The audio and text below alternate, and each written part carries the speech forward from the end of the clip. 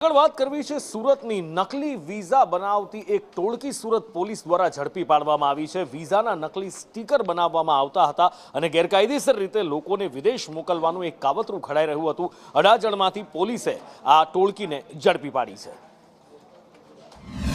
પ્રતીક્ષા છે જેના વિરુદ્ધમાં 12 થી વધારે ગુનાઓ અગાઉ પણ નોંધાયેલા છે, અગાઉ એની પાસા પણ થયેલી છે અને આ વ્યક્તિની એમો એવી હતી કે તે બે ત્રણ રીતે લોકો સાથે ચીટિંગ કરતો હતો। એક તો કે પૈસા લઈ અને ખોટા વિઝા આપી દેતો હતો, પાછળથી એ લોકોને ખબર પડતી કે આ ખોટા વિઝા છે। બીજું કે ઘણી વખત જે દિલ્હીવાળી એજન્સી છે એ લોકો કોઈ પણ વ્યક્તિની ટ્રાવેલ હિસ્ટ્રી બતાવવા માગતા હોય તો આ અલગ અલગ દેશોની ટ્રાવેલ હિસ્ટ્રીના સ્ટીકરો જે છે એ એને આપતો હતો અને આ રીતે ચીટિંગનો ગુનો કરતો હતો। જે છે છેલ્લા 10 વર્ષથી આ કામ કરે છે, પોતે ઇલેક્ટ્રિકલ એન્જિનિયર ડિપ્લોમા છે અને અમારા અંદાજ મુજબ એના 700થી વધારે આવા સ્ટીકરો અત્યાર સુધીમાં બનાવ્યા હોય।